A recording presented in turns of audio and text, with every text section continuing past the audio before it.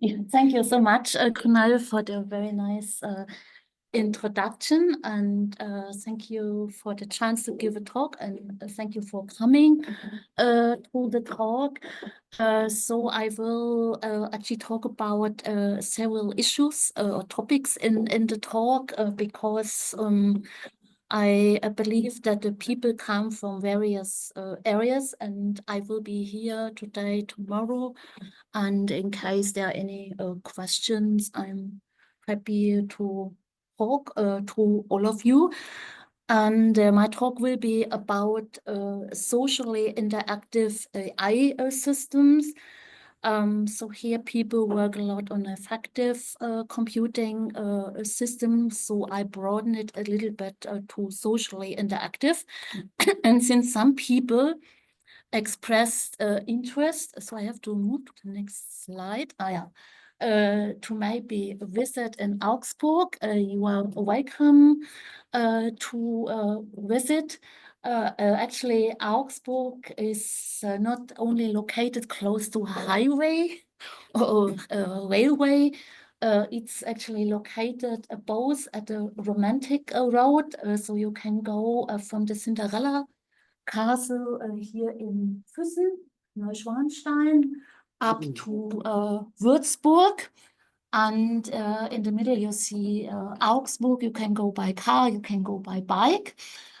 And if you are very fit, you can also follow the old Roman road via Claudia, either by car, but you can also go by bike. And at least for the moment, there's still a night train from Augsburg to Venice. I was always thinking of testing it. I guess we have to hurry up, whether the Austrian people, maybe Simon, you can put some pressure on your lens people to keep it. And I also mentioned to some of you that we actually, this is unique to our university. We have a campus cat, and because you here work all on stress as myself, and this cat actually even made it to the British press, and they say this is the only form of de-stressing we want in our universities. And our students made a petition to the federal government that actually the cat should get a title, namely a PhD of honor, but unfortunately it was not accepted by the ministry. But that's very special. And and today I would like to talk about emotional and social signals in human dialogue. If you look at the picture here, we have a group of 3 people. We don't know what they are talking about, but we somehow have the impression we somehow understand a little bit about the social relationships between these people. So the couple is engaged in a discussion, and there's one person joining, making a hand movement to signal that he would like to join the conversation. And so we are wondering how we can actually enrich the precise and useful functions of computers with the human's ability to shape the meaning of a message. So obviously there's not just the content, there are also nonverbal behaviors. And I like this artistic photo, so it's not a real robot, it's an artistic image. And the robot is not just serving coffee, it's also sharing eye contact with the woman. And even though it looks like a machine, at the same time, because of the behavior, it looks very, very natural. And when we talk about multimodal conversation, so we have to be aware it's a coordinated activity that happens in real time. So it's based on many cues and signals from the face, from the body, the voice. And it also requires us actually to be aware of the signals of the other person.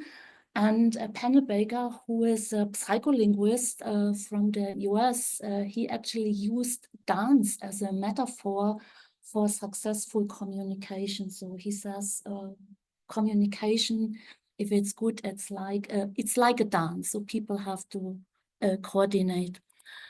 And in my area, so we work on socially interactive agents. One of my former PhD students, Birgit Legrand, she edited 2 books. And here you see a definition of socially interactive agents.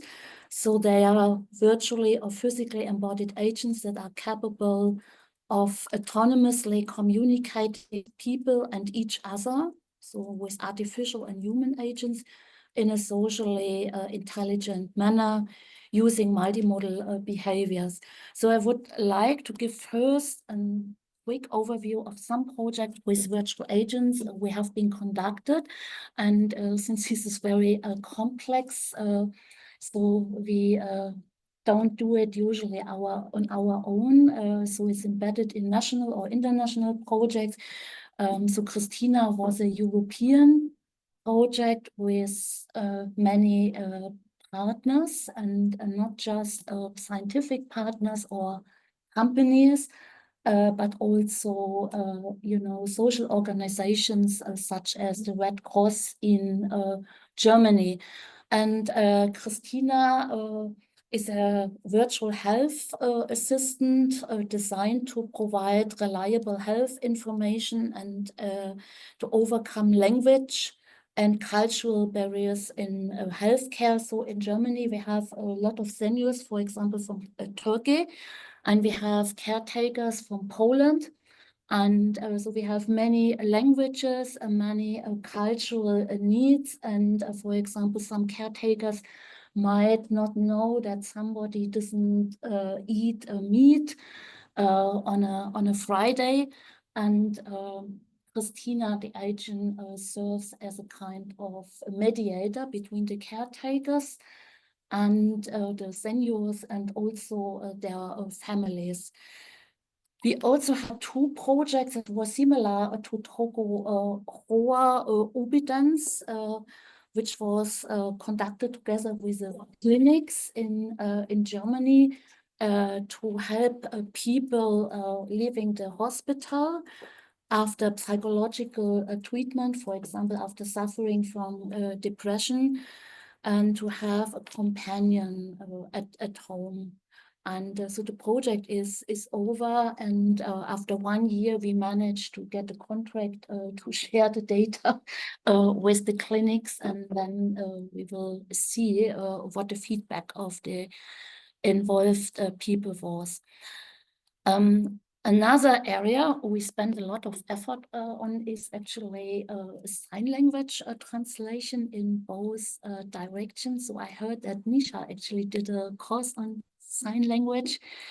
And so basically the idea is also here to use avatars to provide a translation from spoken language to sign language and vice versa. And I only show you how difficult it is to do this. Maybe Nisha is one who gets a better idea how maybe you even understand it, even though it's German Sign Language.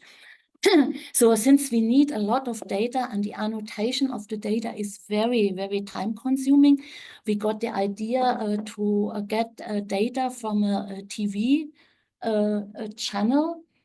And so just to give you an idea, I would like to ask you to check whether you are able to detect the word or the gloss old in the TV recording. So I first show you it from a German sign language dictionary. So the woman, so this is old. And now let's look how it's shown on TV. So this is just when it happens, and now with the tone. Doch das Krankenhaus für ältere Patienten ist vor 3 Monaten ausgezogen. Hier ziehen bald Geflüchtete ein. And the really difficulty is we were not aware of, so the order does not correspond, of the signs does not correspond to the order of what is spoken. And one thing is also that the TV channel, after the people actually did the translation, they modified it. They want to optimize the translation, which makes it harder for us. And so we are asking them to get the original and non-improved versions, actually to make it easier for us or the machine learning process to use it. And yeah, here is an agent developed together with a company. They actually hired deaf people to also do the technical development, because for that community in Germany, they say, we do not only want to serve as users and tell you everything and we know about sign language, we also actually would like to benefit from the technology, maybe also financially by creating a startup. And so the company actually hired deaf people for really doing the development. And this is just, so she is communicating. Tools and sign language are offered on a regular basis. So to me, it looks quite good, but the deaf people say, okay, the face should be more expressive. And so just have a look. So she's basically saying tools and sign language are offered on a regular basis. So I tested it with sign language translators. They are able to translate it in real time. So the signs or the hand gestures are at least recognizable, but they somehow complain about the face. We also had projects to help children with autism spectrum conditioning to train coordinated movements with a synthetic social partner. So our colleague from France, Jacqueline Nadel, she's, by the way, already over 80 years old, but still contributing to research and working in kindergartens on a voluntary basis. And she is still using that piece. So, for example, imagine if you, if we have to take this table to another place here, then we do not only have to coordinate our movements, we also have to coordinate ourselves via social signals. Are you still able to carry it? How should we move? And we developed this device to help them to train both social and signals and emotions. And the character is very simple because Jacqueline Nadel didn't want to have too many fancy features. We even had to fight for the stars in the end when the action was successful. So that is what it looks like. We have fixed these objects with magnets at this projection. And it's actually not too easy to move it in coordination.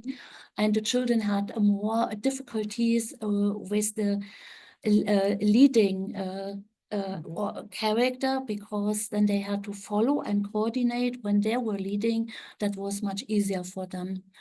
And besides virtual agents, we also work on social robots.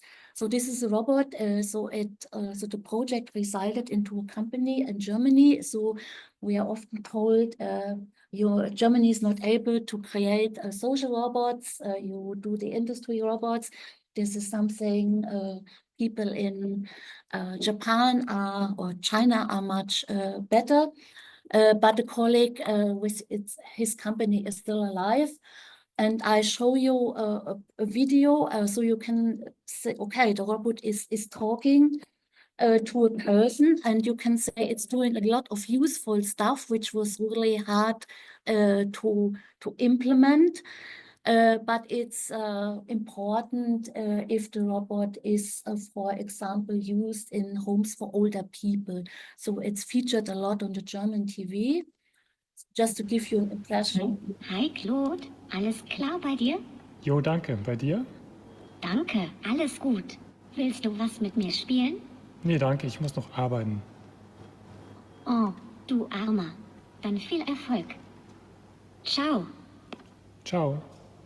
Okay, this is just to give you an impression.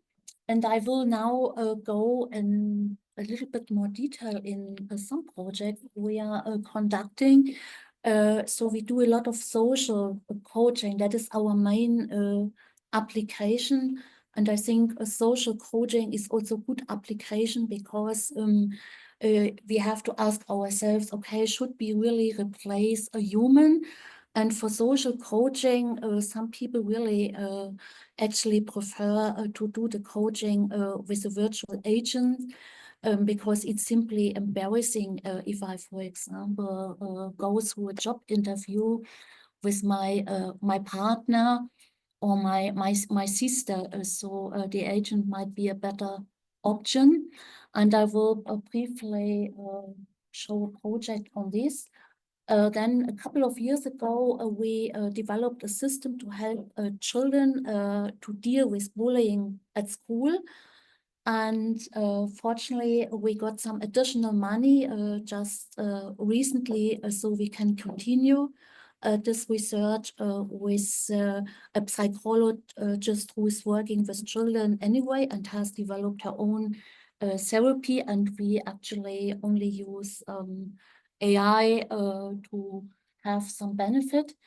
I will, when I have time, talk about personalized voices for virtual agents, and then also raise the question of what is empathy and is it genuine empathy, and does it really matter whether it's a genuine or not? And finally, because Mark said that maybe you have more tools, you can offer a brief overview of the tools.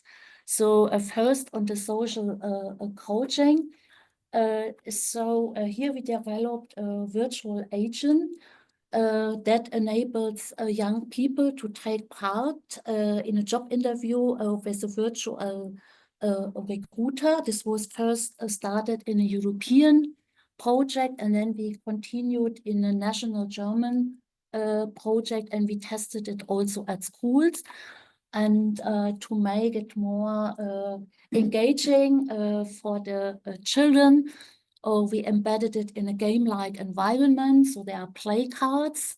So some physical stuff is really good if you develop a thing. So the cards are really physical.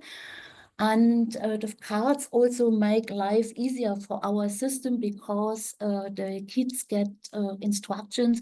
For example, when you enter the room, you should smile, hold eye contact, and so on. But you should not smile all the time. For example, if somebody tells you your math scores are very bad, maybe you should not smile. And while the people engage in a job interview, we record all the data. And this can also run on a local computer at home. So you are not forced to share your data. You might want to share it with a human coach because you want to have some advice.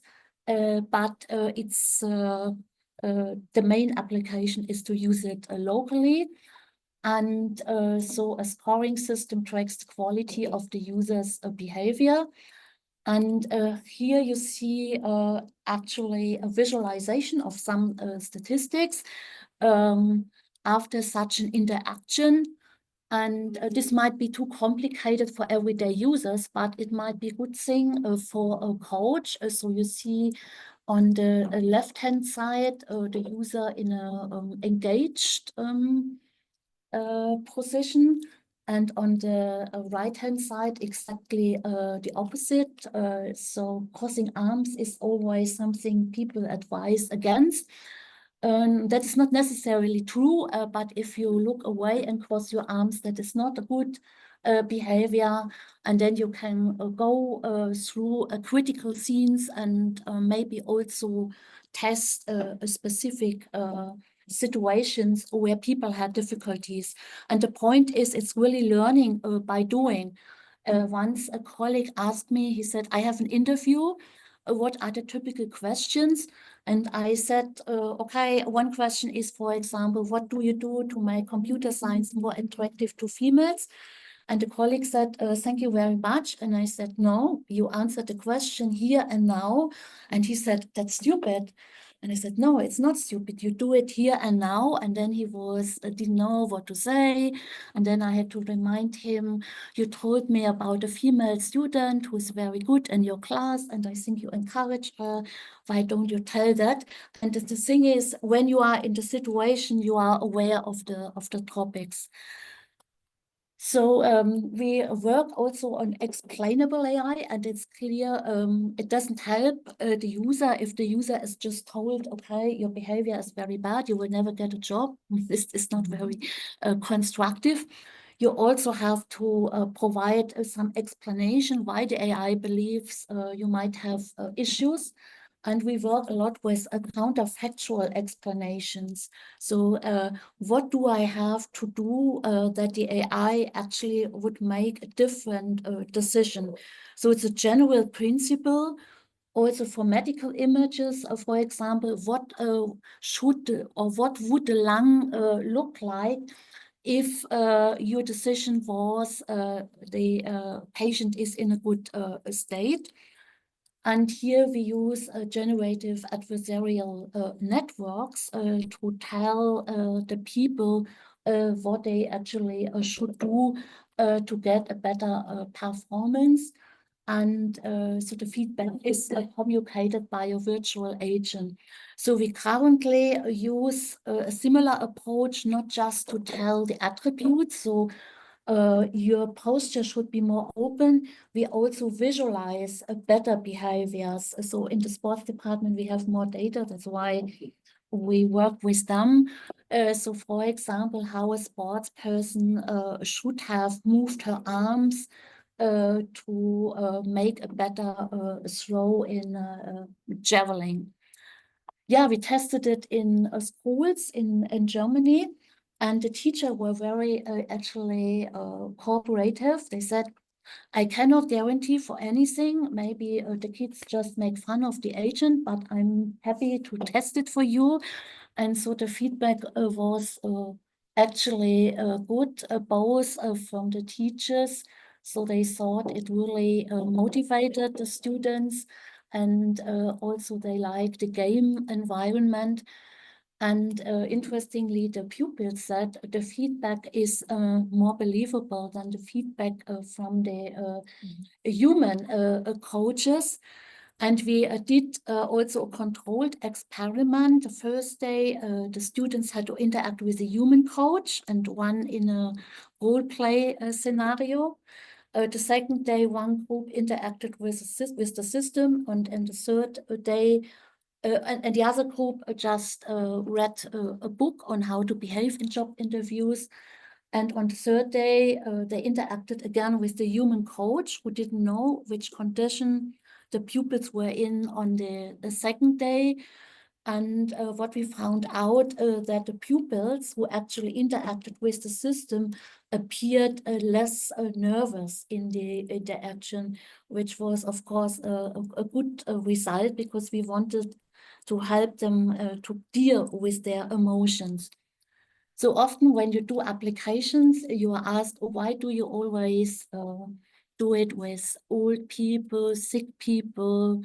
Why don't you do it with, you know, adult like me? And we also had a project indeed to help people like me to deal with difficult students in class.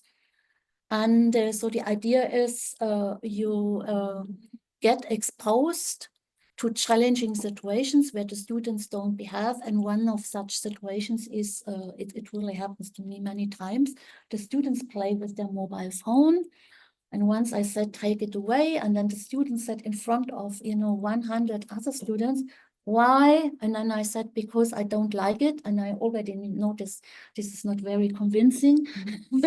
And fortunately, he took the mobile phone away, but I was thinking, oh God, if he just refused, I will, lose all the respect. So because we have the German users, but you get an idea here what it is like, and you can maybe also get an idea whether the voice of the teacher who's undergoing the training is convincing or not. Guten Morgen alle zusammen.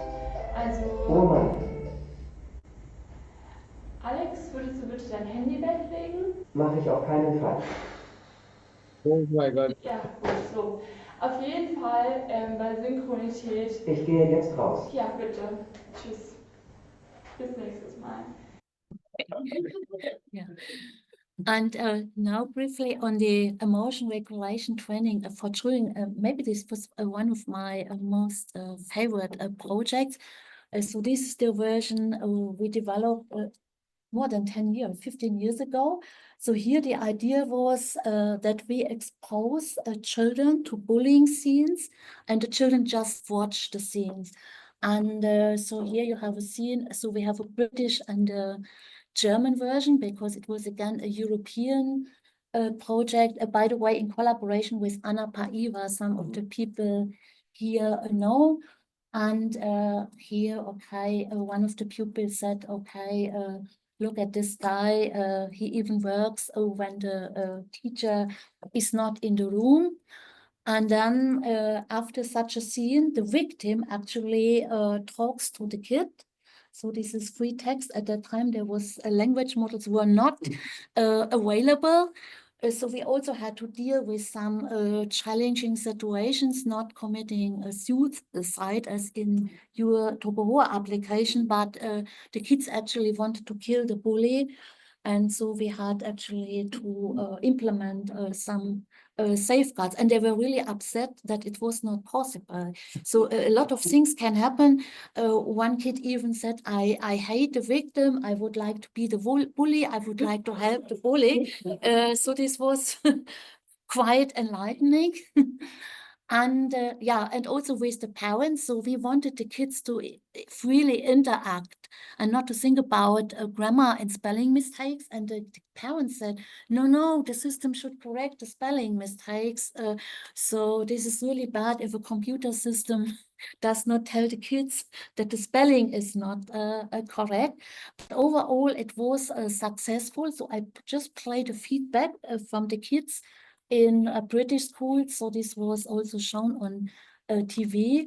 And it was really a challenge to get 1,000 children to interact at school. And the kids actually had also partially different expectations. If they wanted to have a shooter game and not a game to learn social skills. So, but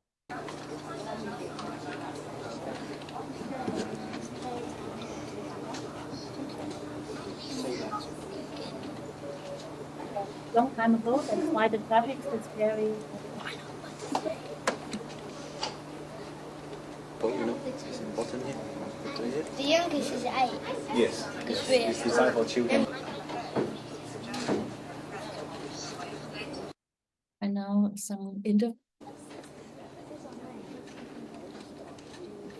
They copy my name. It kind of helps you if you're ever bullied. It teaches you what you can try and do to help you from a bully. I think that's very good because you could interact with them, and you could solve their problems, and then you solve a different problem. And I like solving the problems. It would probably help people, give you ideas. So if you was bullied or if someone else was bullied, you could help them, or you could take those ideas away with you and use them. And we also did some studies that were published, and we had different effects in Germany and in the UK. So in the UK, the system reduce the likelihood of students feeling like victims. So they thought finally something is done in our schools. And in Germany, we had a different, also positive effect that in Germany, the kids use the character as kind of role models. And here the system let or encouraged more bystanders actually to help the victims in the real life. And the difference can be explained by different situations. So in Germany, we had to take younger kids because of the school system, because we have a two-stage school system and the parents didn't want the kids to engage in extra activities before they move from one school to the other. So the kids were younger. And at least at that time, the German teachers were more critical of the software than the British teachers. And at that time, also in the UK, much more was going on in terms of anti-bullying programs at school in Germany that virtually did not exist. So, and I'm very happy that recently we got, it can be considered as a kind of follow-up project, as a national project with two companies, a game company, Pioneo, and Caramel, a virtual agent a company, where we use a similar approach, but it's maybe a little bit more extreme. So the kids don't just watch actually a bullying scene, so they engage in a social interaction with a bully. And so the principle is actually so the two-factor theory of fear. So in the classical conditioning, a neutral stimulus, so a school as such is not a bad thing. So the kids learn something, but they may be associated with an aversive event, namely bullying. And as a consequence, the kids don't go longer to school. And this is a kind of vicious circle. And if we confront them with such a situation and gradually maybe increase the challenges, that reduces the fear, and the kids also dare to go back to school again. I think you had similar projects. I saw them a couple of years when Mark was still in Christchurch with exposition therapy to help people of being afraid of earthquakes.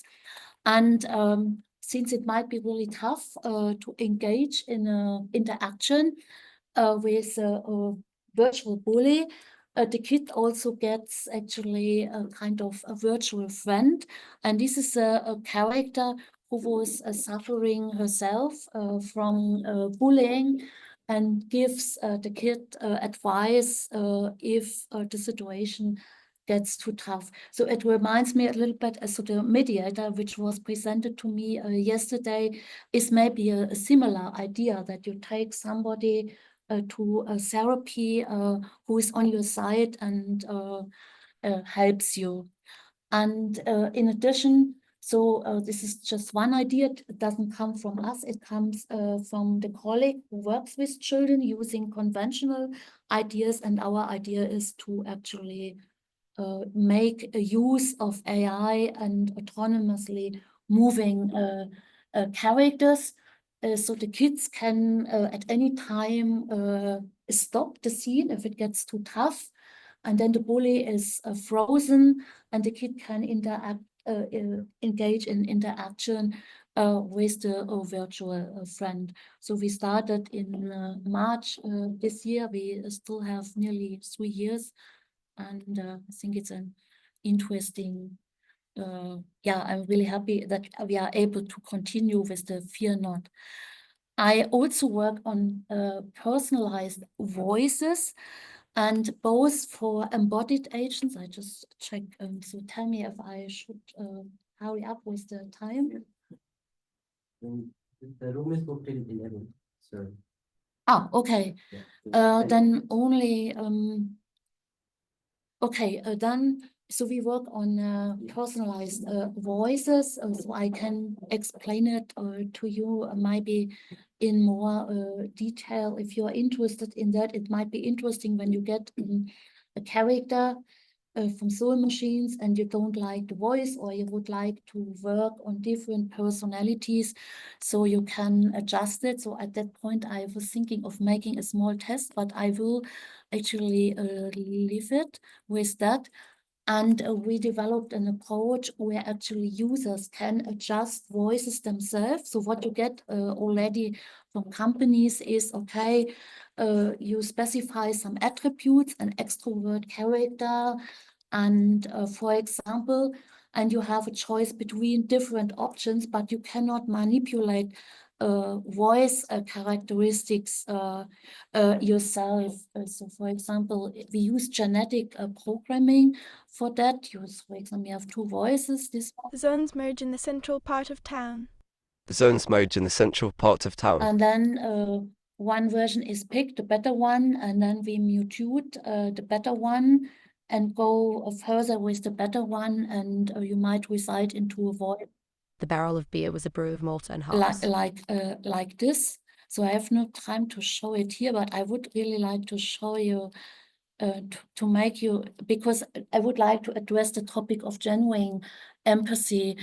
So there are a lot of overstated claims in the press, which also actually did a lot of harm to the the field as such.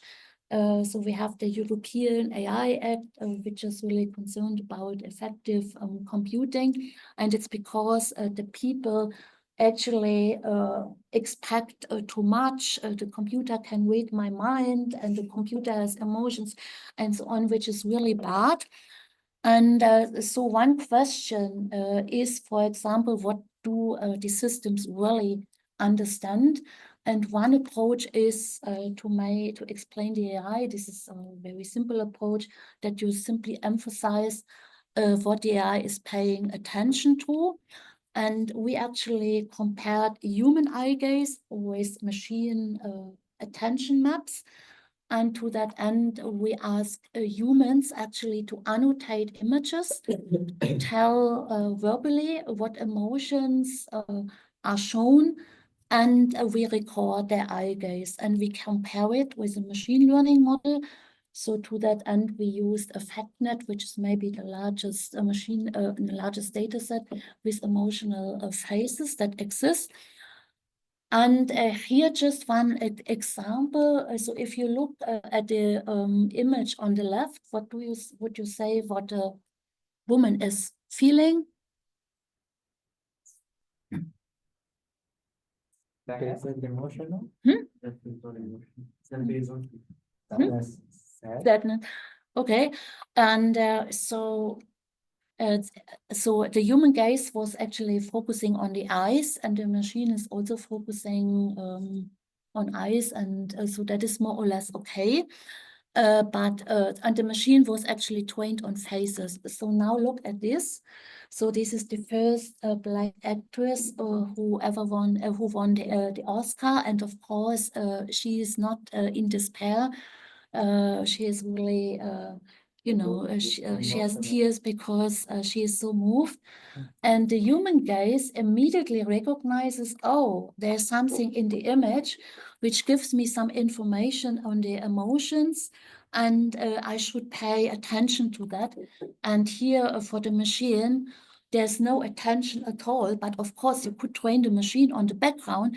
But the point is, the human is able to find out, okay, I should look at or pay attention to something else without a lot of training. And here from this job interview scenario on the right-hand side, the woman is obviously in a good mood, but actually she got offended. Where did you get the outfit? Somehow it doesn't really suit you.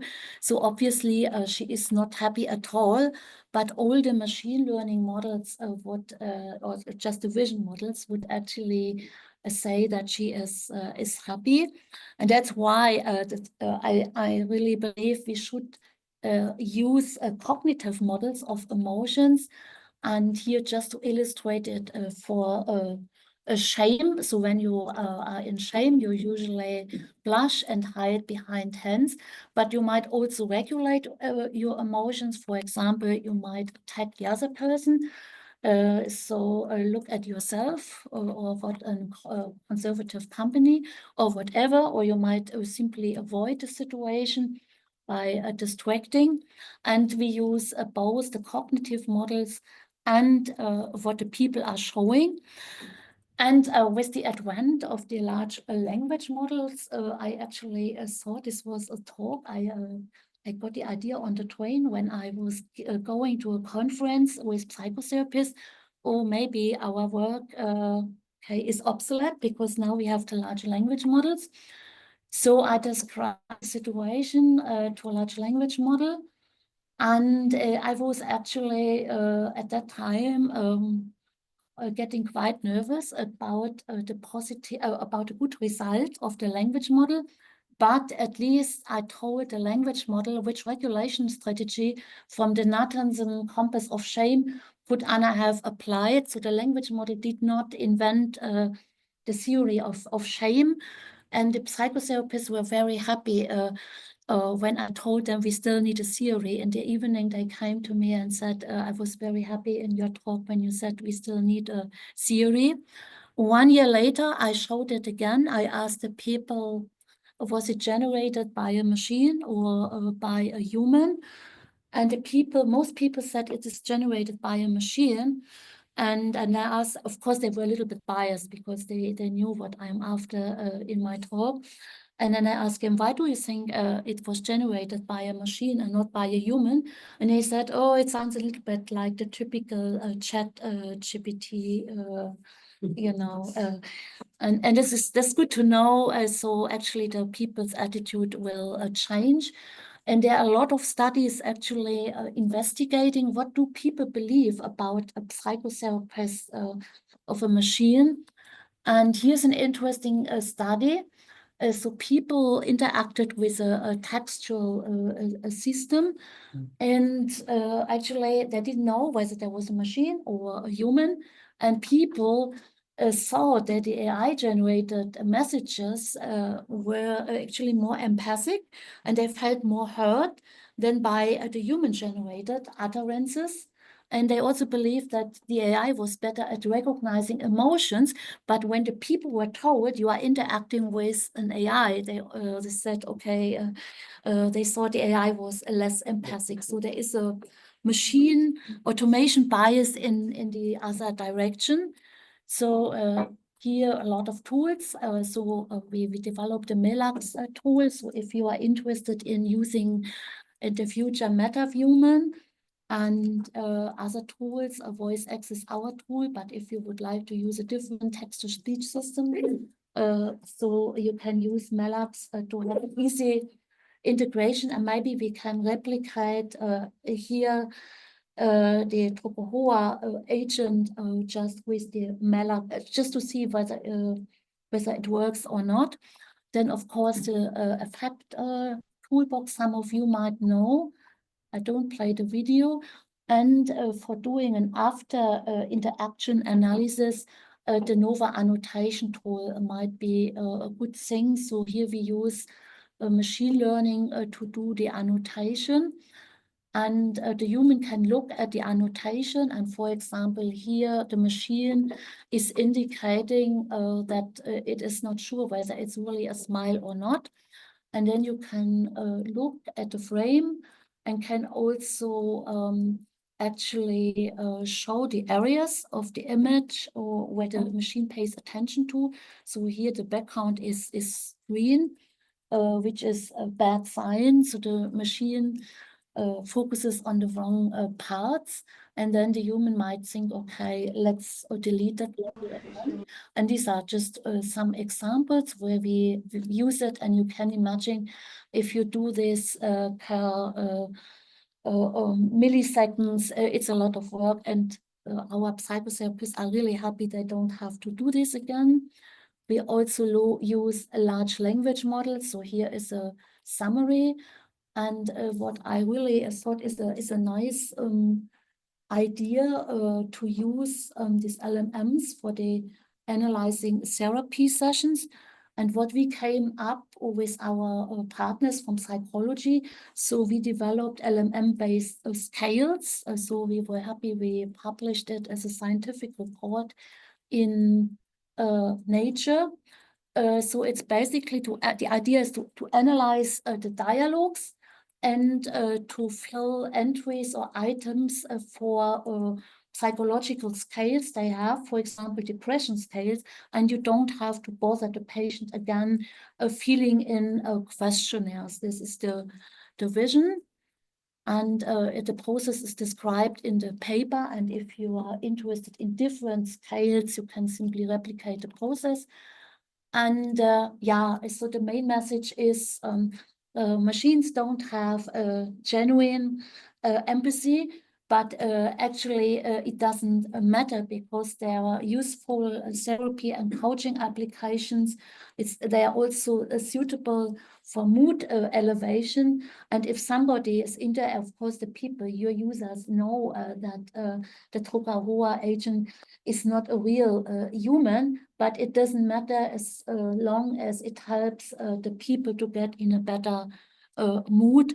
And there are many good applications also for psychotherapy, but of course, it's highly subjective, and a profound scientific evaluation of affective computing technology is really necessary. And also we should really go for more tools in advertising. And we should also understand what we are doing. We should not just use a machine learning model and test it. We really should ground our experiments in series of effect. It is also interesting for us. If I just press a button and the machine is doing the work, okay, this is completely boring. And grounding it in a theory is also better for the scientists, because we get maybe obsolete as well if we just use these big machine learning models. Okay, and that is the end of my talk. And yeah, sorry for taking too much time. Thank you very much, Professor André. So